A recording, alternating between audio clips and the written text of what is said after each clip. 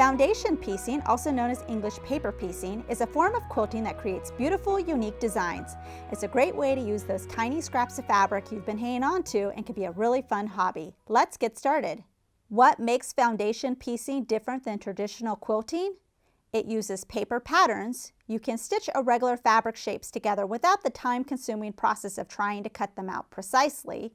Points or design aspects should match up perfectly. You can sew more complex quilting designs.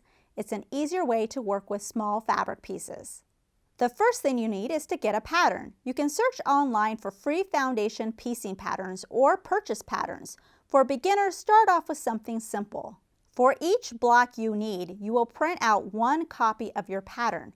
For example, if you need 20 of the same blocks, you need to print out 20 copies of your block pattern. You can print on regular printer paper, but it's recommended you print on foundation paper or tissue paper because it'll be easier to work with.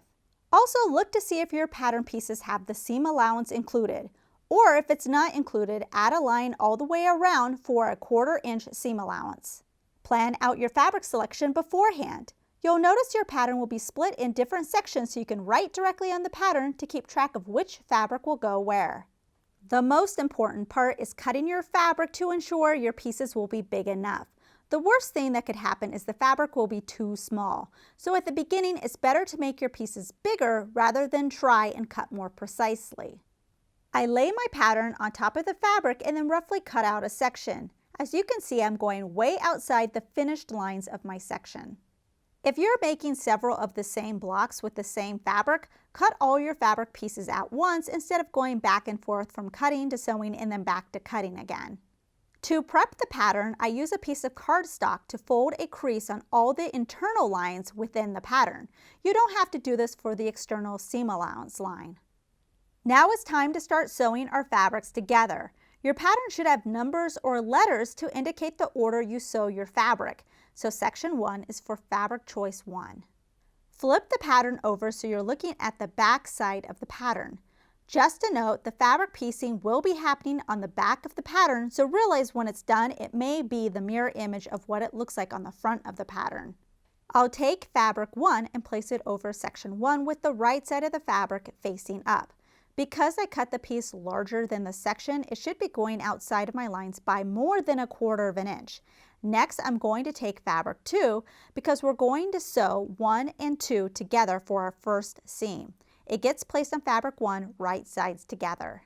This seems easy and basic, but we need to make sure once we sew our seam connecting our fabric 2 and fabric 1, when these get pressed apart, fabric 2 needs to cover its section of fabric 2. So to test this, all I'm doing is just roughly placing fabric 2 and fabric 1 together. I'm now going to flip this over.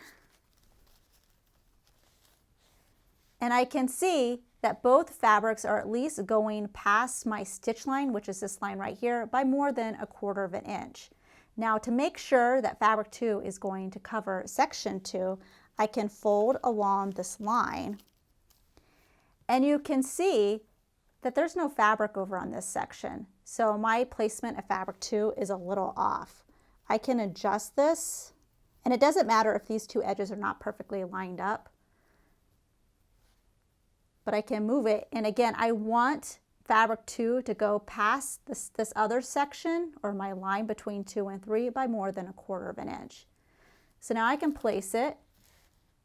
This side seems okay. I'm going to check this side and see if maybe it's a little short. So it does look a little short. Maybe I'll switch my fabric this way and it'll fit a little bit better. So this is just making these little adjustments to make sure that everything is going to work out perfectly.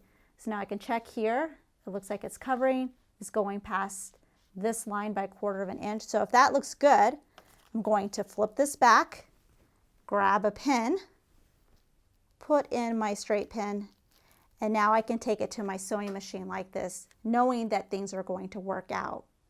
At your sewing machine, set your stitch length to 1.5, and you can use either an all-purpose thread or 100% cotton thread. Place the pattern under your foot at the line between 1 and 2. I'm going to start a stitch or 2 before the line and end a stitch or 2 after the line. Sew directly on your line and don't forget to backstitch. This is why you need a printout for each pattern, because you're sewing on the paper and can't reuse the pattern. At my cutting mat, I'm going to fold my paper directly on the stitch line and you should see your fabric. Lay your ruler so it extends past the paper a 1/4 of an inch and trim your fabric with a rotary cutter.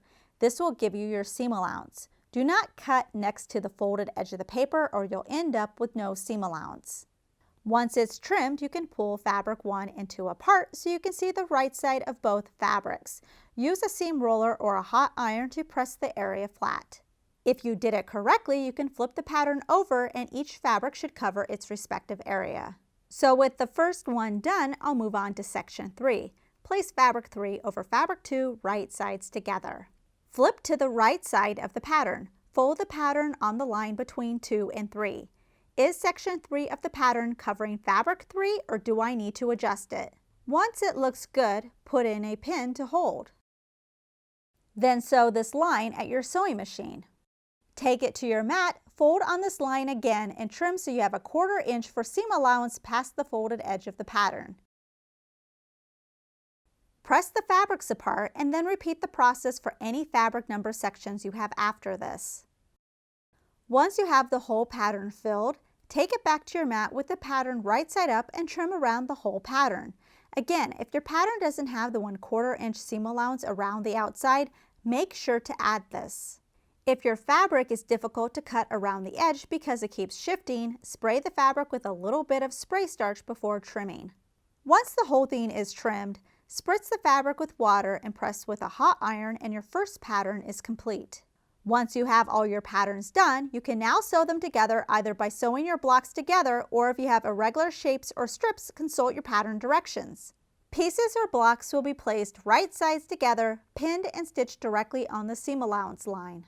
Once you have your pieces sewn together, you can now remove the paper backing. To do this, you can pull to pop it from the stitches, spritz with water to weaken the paper, and use your fingers or tweezers to pull it out. This can be a time-consuming process, but it must be done. When finished, you'll have a completed quilt top and can continue to make your quilt using traditional quilting methods of making your quilt sandwich. This type of quilting takes practice, but you'll be amazed at the lovely designs you'll be able to make with this process. We hope you enjoyed this tutorial. Please subscribe and click the bell icon to get notified of our new releases. Also check out ProfessorPincushion.com to view our complete library with well over 450 sewing tutorials. If you would like to directly support us, you can join our YouTube membership and earn some exclusive perks. Thanks for watching.